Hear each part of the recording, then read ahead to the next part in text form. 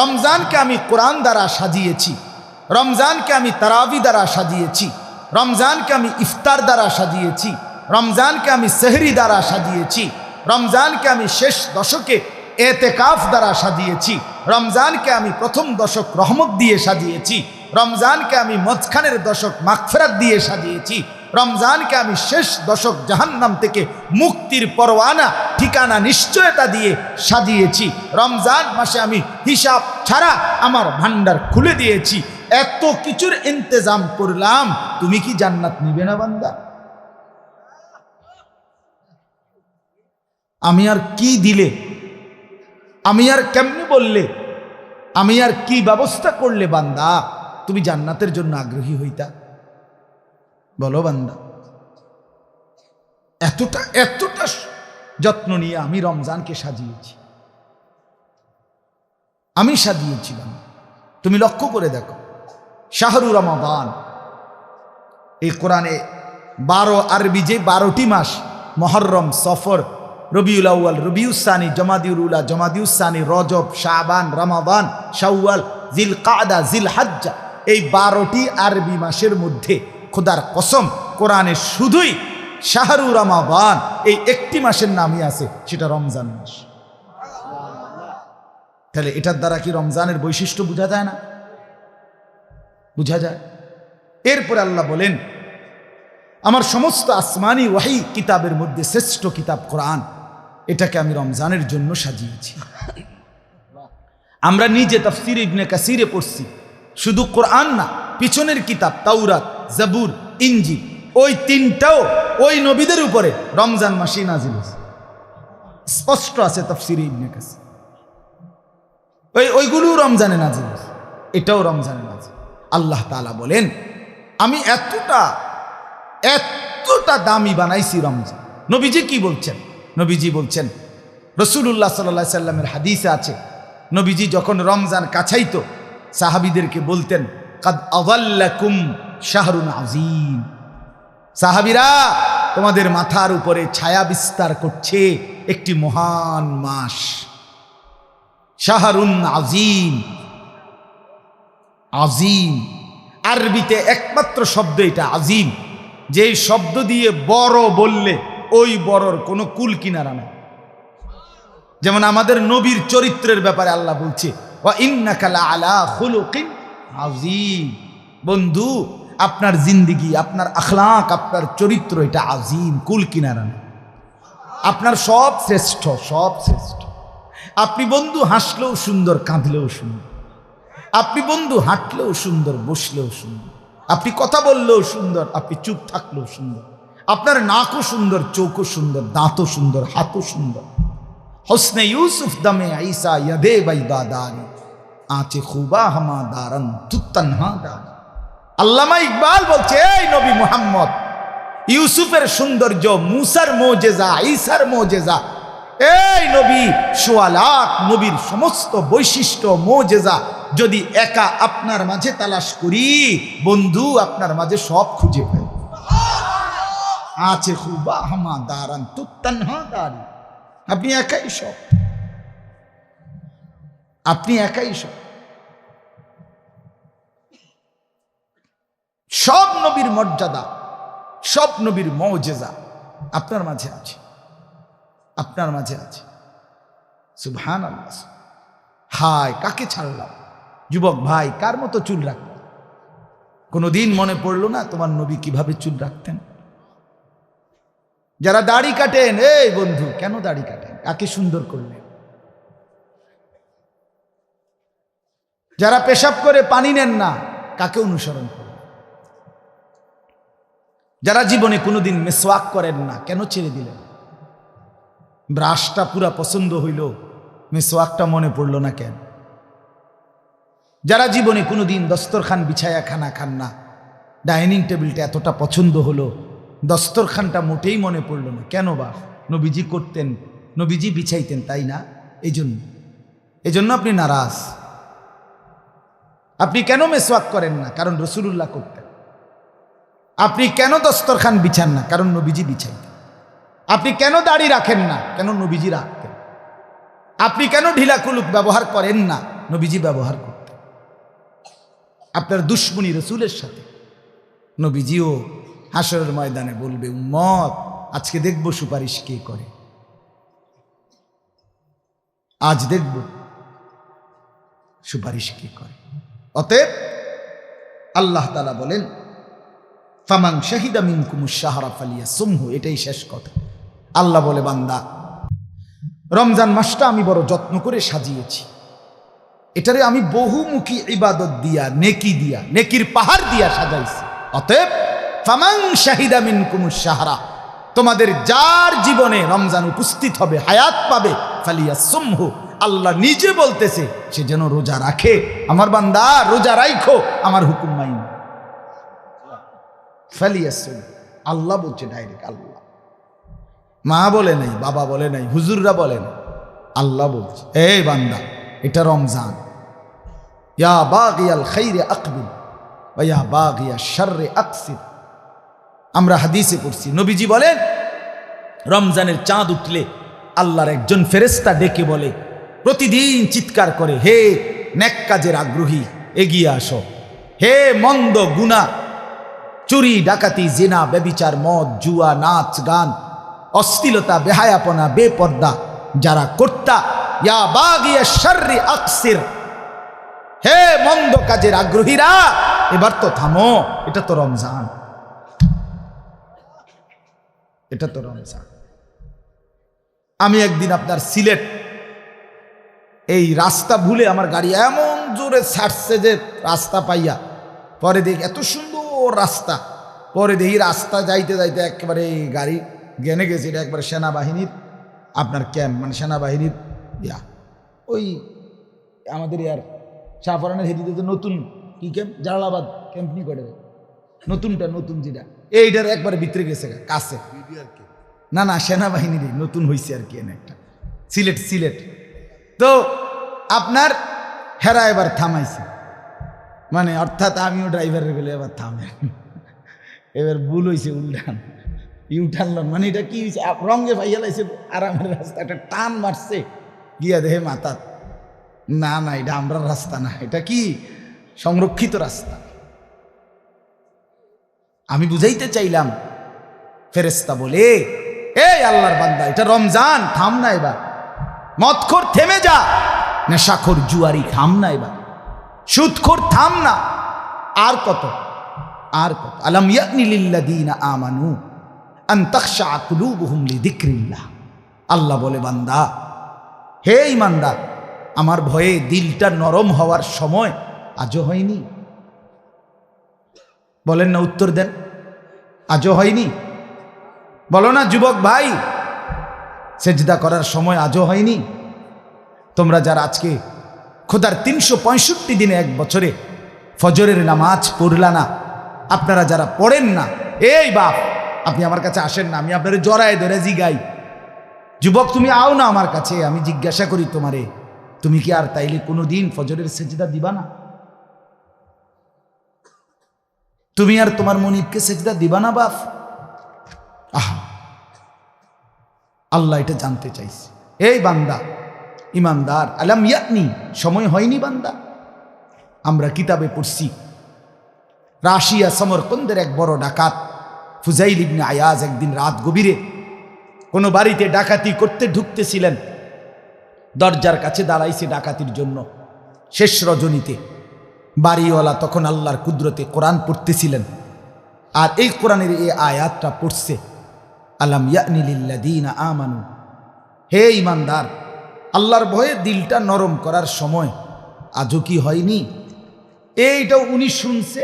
ফুজাইল ইবনে আয়াজ ডাকাত সর্দার ছিলেন, উনি সাথে সাথে ফাওয়াকাফা, আরবি কিতাবে আমরা পড়ছি, তিনি থেমে গেলেন, ফাআদবারা, পিছনের দিকে ফিরে চলে আসছে। আয়েশা একটা চিৎকার করে বলছে, বালা ইয়া রাব্বি কাদ আনা, এই মাওলা সময় হইছে, মাওলা দিলাম ছাইরা, মাওলা দিলাম, দিলাম অসভ্যতার এই জিন্দেগি ছেড়ে দিলাম। এরপরে তিনি রাশিয়া সমরকন্দ এলাকা থেকে হিজরত করে মক্কা শরীফ আসছেন, পরবর্তী জীবন মক্কার পাশেই কাটাইছেন। উনি পরবর্তীতে এই জামানার শ্রেষ্ঠ বুজুর্গ, আল্লাহর অলি, অলিদের বড় সর্দার ফুজাইল ইবনে আয়াজ রাহমাতুল্লাহ আলাইহি হইছে। আউলিয়াদের কাছে এখন ওনার নাম পরিচিত। আপনি জিগাই, আল্লাহ আমাদেরকে তৌফিক দান করে। এই জন্য রমজানকে সামনে নিয়ে বদলাবার চেষ্টা করব তো ইনশাআল্লাহ। সবাই বলেন ইনশাআল্লাহ, সবাই বলেন ইনশাআল্লাহ। আল্লাহ হিম্মত দান করেন, আল্লাহ তৌফিক দান করেন। 5 ওয়াক্ত নামাজ পড়েন, ফজরের নামাজ পড়েন। যুবক ভাই, নারীর আসক্তি ছাড়ো, মদের আসক্তি ছাড়ো, জুয়ার আসক্তি ছাড়ো, মোবাইলের আসক্তি ছাড়ো, নারীর আসক্তি ছাড়ো, নিজেকে কদর করো। তু আগার মেরা নিহি বনতা না বন, আপনা তো বন, আপনা তো বন, আপনা তো বন। ভারতের এক বড় বুজুর্গ এটা বলতেন যে, হে যুবক, তুমি যদি দেশ, জাতি, সমাজ, পাড়া, মহল্লা, ঘর, পরিবার অথবা আমার কোনো উপকার নাই করো কারো কোনো, তাইলে কইরো না, ঠিক আছে, আপনা তো বন, নিজের ভালোটা তো করো, নিজের দিকে তো একটু খেয়াল করো, নিজের ভালো করো, নিজের ভালো করো। বেটা, তোর চাইতে ভালো বেশি উত্তম দুনিয়া, সম্পদ, খাদ্য, আমি তো আল্লাহ জঙ্গলের বাঘ ভাল্লুকরে এতে বালা খাবাই। বেটা, কথা বলেন না কেন? দুনিয়া আমরা কি ভোগ করছি? আমি নিজ চোখে আপনার দেখছি, চট্টগ্রামের পরে এক চিড়িয়াখানা আমারে নিছিল আরো আগে। তো আমি যখন দাঁড়াইছি তখন দেখছি চিড়িয়াখানার যে বাঘটা, বাঘের খাঁচার সামনে, ওই সময় বাঘেরে গোশত দিছে, গরুর গোশত বস্তাতে ফেলাইছে, এটার লাগিয়া। তা আমি বললাম, ভাই কদ্দুর দিলেন গোশত বাঘেরে? ওই লোক বলতেছে, হুজুর, জঙ্গলে যে পরিমাণ খায় ওইটা তো এখানে সম্ভব না, এটা চিড়িয়াখানা, এটা সীমাবদ্ধতা আছে। আমি বলছি, আচ্ছা ঠিক আছে ভাই, কিন্তু দেশেন কদ্দুর? প্রতি বেলা গড়ে 20 থেকে 22 কেজি গরুর গোশত দেওয়া হয়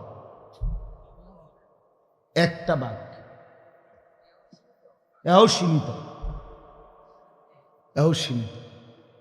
এও যদি আপনি এবারে কন, বাঘেরে যদি বলেন যে দোস্ত আজকে বৃহস্পতিবার গোস্ত মিলাইতে পারছি না, খুব চেষ্টা করছি, ব্যাস হইয়া গেছে আগে আগে, আজকে একটা বেলা শুধু ফাঙ্গাসটা দিয়ে 2টা লোকমা ভাত খাও, তুই কব দাঁত ফালাই দুমুদের বেড়া। আমার বংশের 14 গোষ্ঠী কেউ জীবনে কোনোদিন এসব ফালতু জিনিস খায় না। ঠিক কিনা বলেন না কেন? বলবে কিনা সে? বলেন যে না না বেটা, আমি তো গোস্ত ছাড়া কিছু মুখেই দেই, আমি তো মুখেই দেই, আমি তো তোর মতো একবেলা আলু ভর্তা আরেক বেলা ডাল ডুল খাই না, আমি গোস্তই খাই। আমার মনিব এভাবেই আমাকে প্রতিদিন দিয়ে যাচ্ছে। ওয়ামা মিন দাব্বাতিন ফিল আরদ ইল্লা আলাল্লাহি রিজকুহা। ওই মাওলানা সাহেব আমার আগে যে বয়ান করছে উনি এটা কইছে, আমি শুনছি আয়েশা। ওয়া ইয়ালামু মুস্তাকাররাহা ওয়া মুস্তাওদাআহা কুল্লুম ফি কিতাবিম মুবিন। রব্বুল আলামিন বলে, বান্দা, কায়নাতের মধ্যে যত কিছু আমি সৃষ্টি করেছি প্রত্যেকের রিজিকের জিম্মাদারি আমি একাই আমার কাঁধে তুলে নিলাম। ওয়া ইয়ালামু মুস্তাকাররাহা, আমার কোন সৃষ্টি কখন কোথায় থাকে, কখন কোথায় রিজিক পৌঁছাইতে হবে, এটা আমি আগের থেকেই জানি। ওয়া মুস্তাওদাআহা, আমার কোন সৃষ্টি কোথায় দাফন হবে, কোথায় মৃত্যু হবে, আমি মাওলা সেটাও আগের থেকেই পুরাপুরি জানি। কুল্লুম ফি কিতাবিম মুবিন, সব কিছু আমি আল্লাহ সুস্পষ্ট তাকদীরের মধ্যে আসমান জমিন সৃষ্টির আগেই লিখে রেখেছি। দুনিয়া খুব বেশি ভোগ করছি আমরা, বলেন না বাপ? আহামরি কোনো কিছু। আমাদের চট্টগ্রামের একজন প্রখ্যাত বক্তা আছে, আলেম, আল্লামা ডক্টর আফম ও খালিদ হুসাইন, অনেক সুন্দর আলোচনা করে। একজন বড় আলেমও, জেনারেল লাইনও উচ্চশিক্ষিত, ডক্টরেট করা। উনি একদিন বয়ানে বলছেন, আমি নিজে শুনছি, হুজুর বলতেছেন, একটা হাতি একদিনে 250 কেজি খাবার খায়, 90 লিটার পানি খায়। আর ওই বাঘের তো কইলামে বেড়ায় কইল, চিড়িয়াখানার বাঘে 20-22 কেজি গোস্ত এক বেলা খায়। আপনারা কেডা 22 কেজি গোস্ত একবারে খাইতে পারবেন? কন আতুডান, আপনারা খাবাইয়া যাও, বাদ যেতাম না, যে মরলে মরছি, তোমারে খাবাইয়া যাও। দরকার হলে কালকে থাক নয় সে তুমি আতো দাও, আগে তোমার ছবি উঠে এলো। কথা বলেন আছে কেউ? তো আমরা দুনিয়া আহামরি কিছুই ভোগ করছি না, কিছুই না, শুধু শুধু শুধু শুধু। এই বাপ কেমনে বললে বুঝতেন? ইয়া লাইতা কওমি ইয়ালামুন, হায় আমার জাতি যদি বুঝতো। এটা সূরা ইয়াসিনের আয়াত। ইয়া লাইতা কওমি ইয়ালামুন। তিনজন রসুলের দাওয়াতে একজন লোক ঈমান আনছিল নবীজির জামানার পূর্বে। এক এলাকায় তিনজন নবী একসাথে কালেমার দাওয়াত দিছে। তিনজনের হাতে কালেমা পড়ছে শুধু কয়জন? একদিন ওই এলাকার মানুষ, এই জালেমরা, পাপীরা ওই তিনজন নবীকে একত্রে ঘেরাও দিয়ে ধরছে, মেরে ফেলবে এই তিন নবীকে। তখন ওই লোকটা এতদিন নিজের ঈমান গোপন রাখছিল ভয়ে, একজন যেহেতু। আজকে সে চিন্তা করলো, আজও যদি আমার ঈমান গোপনে রাখি তা আর আমার ঈমান কি কোন দিনের লাগে? আজকেও যদি আমি চেষ্টা না করি তো আর কোন দিন? তো ফলে এই লোকটা গ্রামের শহরের একদম পাশ থেকে দৌড়াইয়া এই মানুষগুলোর সামনে আসছে যারা নবীদেরকে ঘেরাও দিয়া মারতেছে। ও যা আমিন আকসাল মদিনাতি রাজুলুন ইয়াসআ। এই যে কোরআনে সূরা ইয়াসিন আছে। সূরা ইয়াসিন তো আলহামদুলিল্লাহ অনেকেই, সবাই তো পড়েন, অনেকেই পড়েন না, এখানে আছে। তো লোকটা আইসা বলতেছে, হে আমার জাতি, তোমরা এদেরকে মেরো না, বরং রসুলদেরকে অনুসরণ করো। ইত্তাবিউল মুরসালিন, রসুলদেরকে অনুসরণ করো। এরপরে বলছে, তোমরা এটা বুঝতে চেষ্টা করো। এত সুন্দরে উনি বলছে, এই একটা লোক, একজন কাঠুর, গাছ কাটে, কাঠ কাটে, কিন্তু ইমানদার, তার বলার ঢং কি সুন্দর। সে বলছে, ওয়ামালিয়া লা আ'বুদুল্লাযী ফাতারানি ওয়া ইলাইহি তুরজাউন। আরে জাতি, আমার এই কথাটা বুঝাইয়া দাও যে যে আমাকে সৃষ্টি করেছেন আমি কেন তার ইবাদত করব না? আমি তার বন্দেগী করব না কেন? এই যুবক, যদি এই কথাটা বুঝতে, কেন ইবাদত করবা না আল্লাহ? আজকের সারাদিনে তোমার অস্তিত্বের প্রতিটা নড়াচড়া আল্লাহর দেওয়া না, তো তুমি কেন সিজদা করবে? ওয়া ইলাইহি তুরজাউন। এরপরে সে বলল, আমি কেন আল্লাহর ইবাদত করব না? আমাকে তো শেষ পর্যন্ত তার কাছেই ফিরতে হবে। ফিরতে হবে কিনা? কওমের লোকেরা ওনাকে ছেড়ে ওই রসুলদেরকে বাদ দিয়া এবার বলছে, তোরে মারমু, তুই আমগো এলাকার লোক। এবার ওরে ধরছে সবাই, এই এই এই একজন ইমানদারকে মারতে মারতে মারতে ওনাকে চূড়ান্ত, উনি শহীদ হবে এখন, আর শেষ মৃত্যু হয়ে যাবে। এই মুহূর্তে আল্লাহর কুদরতে আল্লাহর ফেরেশতা ওনার সামনে, চোখের সামনে জান্নাতে, ওনার যে ঘরটা, জান্নাতটা, এটাই না সামনে ধরছে, ধরে বলছে, কিলা দুখুলিল জান্নাহ। এই ঢুকো ঢুকো, আও না, আইলো, এই ইমানদার আসো না, উদখুলিল জান্নাহ, জান্নাতে ঢোকো।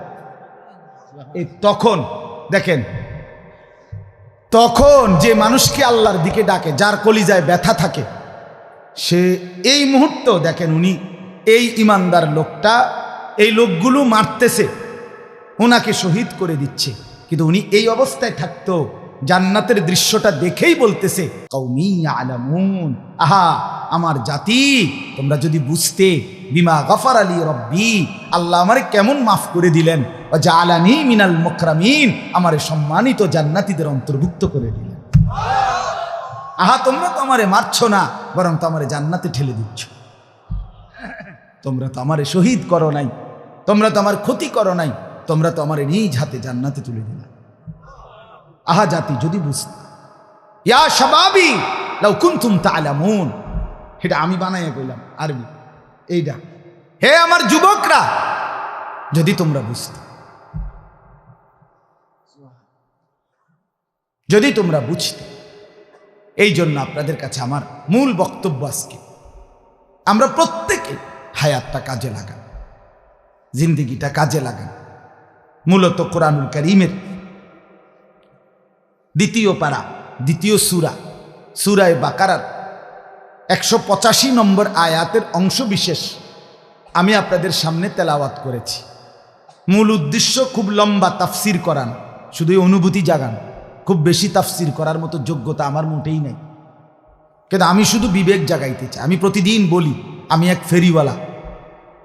যে ফেরিওয়ালার বৈশিষ্ট্য হইল ফেরিওয়ালা নিশ্চিত জানে তার প্রতি ডাকে কাস্টমার আসে না।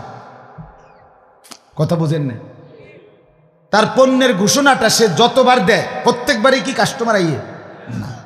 সে জানে এটা, সে জানে এই গল্লির থেকে ওই মাথা পর্যন্ত গেছে, মনে 100 বার বলছে বালতি বালতি বালতি, কিন্তু কেউ আসে না। কিন্তু সে বলা থামে না। সে জানে হতে পারে 100 জন পরে 100 বার বলার পরে একজন লোক হয়তো বলবে যে ভাই দেখি কি মালটা কি। ওই একজনের আশায় পিছনের 100 বার সে বলে যাচ্ছে। খোদার কসম আমরাও ফেরিওয়ালা, আমরা ওই আশায় স্বপ্নে বুক বাসা আশাবাদী যে 1000 বার 1,00,000 বার আহাজারি করার পরে যদি কোনো মুসলমানের কলিজায় লেগে যায়, ওই একজনের আশায় দিবানিশি বলতে থাকি। এই জন্য আপনাদের কাছে বলতে চাই, আমরা যদি ভাবেন, আমরা যদি বুঝেন, যুবক ভাই তোমরাও যদি বুঝো নিজের জীবনটা ভালো করা দরকার। আমার বন্ধু, আমি আবারও বলছি, আমরা কিতাবে পড়ছি আবু জেহেল, আবু লাহাব, উতবা, সাইবা, মক্কার কোরাইশ কাফেররা বড় বড় সর্দার, ওরা মাঝে মধ্যে মিটিংয়ে মানে নিজেদের আলোচনায় বলতো, নিজে নিজে কইতো আর কি, যে মুহাম্মদ কিত্তা মেহনত করো, কিরবা তুমি, আর আমরা তো মেন মাতবরটি তো আমরা ইসলাম আনি নাই, আমরা মেন লোকটি তো আমরা মেন লোকটি তো কেউ কি আনলাম না, ইমান আনলাম না। হ্যাঁ, তো তুমি আর কারে লইয়া কদ্দুর কিরবা আমরা বুঝতাম না, আমরা দেখতাম না। এই টিটকারি করতে আল্লাহ তাআলা আরশ আজিম থেকে 7 আসমানের উপর থেকে আল্লাহও যেন মুচকি হাসে, আল্লাহও যেন বলতেছেন আচ্ছা দেখো না, আমিও দেখাবো, আমিই দেখাবো কাকে নিয়ে কাজ নেব আর কাক থেকে নেব না, এটা আমি দেখাবো। নবীজি মক্কা থেকে হিজরত করে মদিনায় গেলেন 13 বছর পরে। মদিনার 8 বছরের মাথায় এই 13 আর 8 কত হলো? 21।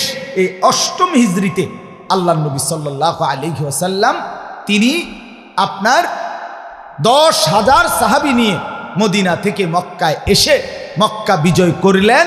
21 বছরের ব্যবধানে গোটা আরব রাসূলুল্লাহ সাল্লাল্লাহু আলাইহি ওয়াসাল্লামের কদমের নিচে চলে আসছে। সুবহানাল্লাহ। তাহলে কি দাঁড়াইলো? আবু জেহেল, আবু লাহাব ওরা তো জাহান্নামী হলো আরো আগেই বদরের যুদ্ধের সময়, কিন্তু ইসলাম বিজয় হয়েছে কিনা? কথা বলেন না, ইসলাম বিজয় হয়েছে কিনা? রাসূলুল্লাহ সাল্লাল্লাহু আলাইহি ওয়াসাল্লামের মিশন বাস্তবায়ন হয়েছে কিনা বলেন?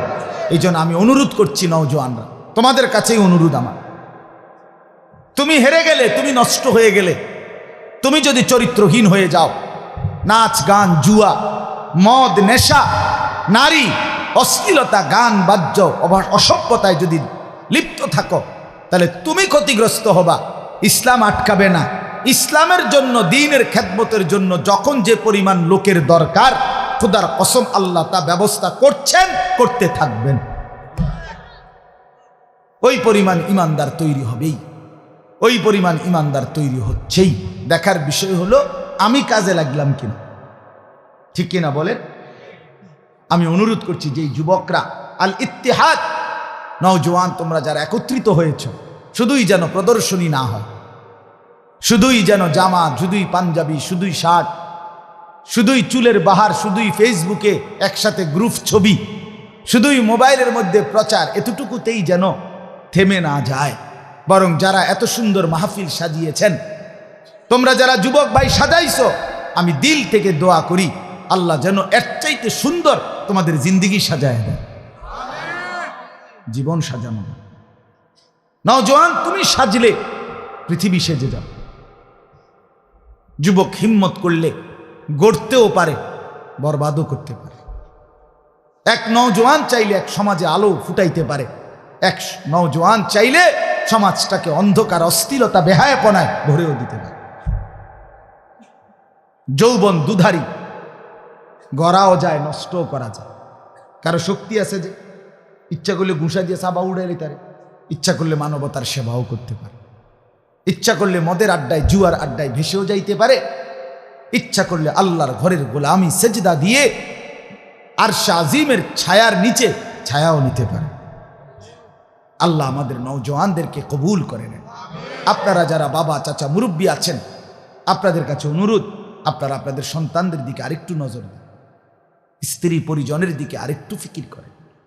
অভিভাবকরা আপনাদের কাছে অনুরোধ, হাদিসে আছে আল্লাহ নবী সাল্লাল্লাহু আলাইহি সাল্লাম বলেন, যেই পুরুষ, কথাটা খেয়াল করে, যেই পুরুষ তার স্ত্রী সন্তান বউ বাচ্চার জন্য নাজায়েজ হারাম গুনাহ অশ্লীলতা বেহায়াপনা মেনে নেয়, স্বীকৃতি দেয়, ব্যবস্থা করে, খোদার কসম নবীজি বলছে ওই পুরুষ হলো দাইয়ুস এবং তার জন্য জান্নাত হারাম। ওয়াদ-দাইয়ুস আল্লাযী ইউকিররু আহলাহু আল খুবুসা। আপনার ঘরে আজকে 20টা বছর ধরে 10টা বছর টানা রঙিন টেলিভিশন চলে, আপনি বিদ্যুৎ বিল দেন, আপনি ডিশের বিল দেন, আপনি টিয়ার থেকে দেন। আপনার স্ত্রী ছেলে মেয়ে প্রতিদিন নিয়ম মাফিক নাচ গান নর্তকীর ছবি, জিনা ব্যভিচার, হিন্দি সিরিয়াল, নাটক, সিনেমা, এই অসভ্যতা নোংরামি আপনার ঘরে বসে আপনার টাকায় আপনার সম্মতিতে আপনার উপস্থিতিতে আপনার বেঁচে থাকা অবস্থায় আপনার রাত কাটানো অবস্থায় এরা দিবানিশি আপনার ঘরে নাচ গান নর্তকীর ছবি, অশ্লীলতা উলঙ্গতা, এই জিনা ব্যভিচারের দৃশ্য দেখতেছে, আপনি মেনে নিচ্ছেন। আপনি হিসাব করেন আপনি দাইয়ুসের কাতারে পড়েন কিনা। হ্যাঁ ভাইবেন, রাসূল বলছি যে তার স্ত্রী সন্তানের জন্য অশ্লীলতা গুনাহ নাপাকি হারাম মেনে নেয়, স্বীকৃতি দেয়, তা আপনি স্বীকৃতি দিচ্ছেন না। আপনার টাকার থেকে বিদ্যুৎ বিল দিচ্ছে না, কথা কয় না, ওনার মাথে না।